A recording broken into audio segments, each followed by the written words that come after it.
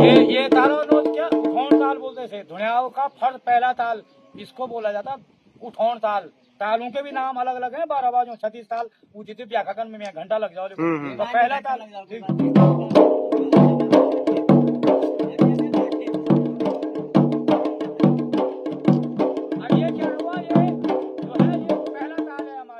ये ताल का क्या बोला इसको तुमने समझा। तुमने खाली ताल समझी। पर ये क्या है ये इसको बोलते हैं तद्भव शब्द।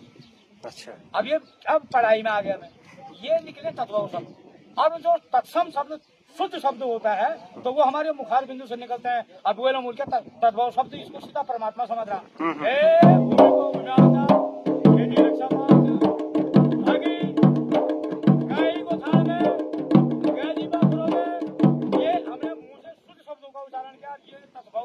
परमात्मा कनेक्टिविटी हो रही है सीधा। सब आह्वान होता है किसी भी चीज का मुंह का दोनों तद्भव। जैसे विद्या के अंदर ना 2 पार्ट होते हैं। हाई स्कूल में जाके गद और पद। ठीक। मैं तो अनपढ़ हूँ पर मैं इस चीज को प्रकट कर दूं कि हाई स्कूल के बाद 2 विद्या के 2 भाग बन जाते हैं गद और पद। गद्य और पद्य। ठीक। तो वैसे ही इसका भी है तद्भव शब्द और तत्सम शब्द। तत्सम शब्द जो है हमारे मुखारबिंदु से वृद्धावली होती है और तद्भव शब्द ये निकल रहे हैं अशुद्ध शब्द। इसे गंधर्व विद्या कहा जाता है। पूरा जोड़ तोड़ गंधर्व विद्या में आ गया। गंधर्व ज्ञान आ गया तो ये अशुद्ध शब्द बोला। अब ये कैसे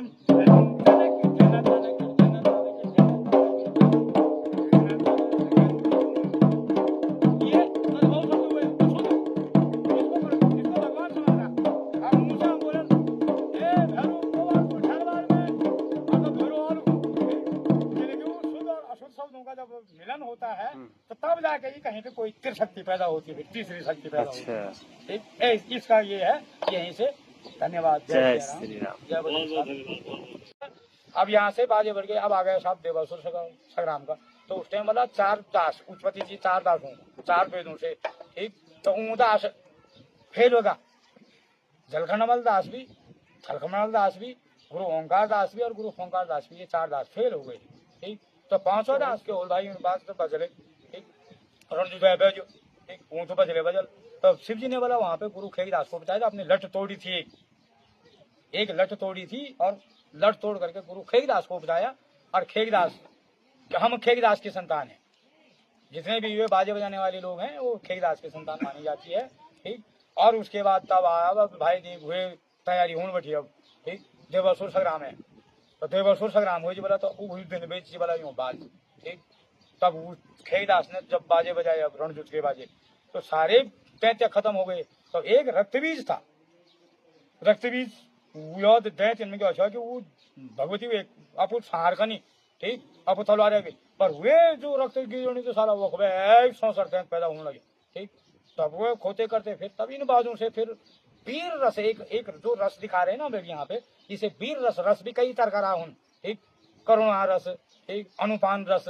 ठीक। इसी तरीके से एक वीर रस जो है अभी हम जो दिखा रहे हैं जो पाठ ये सत्युगी पाठ तो है।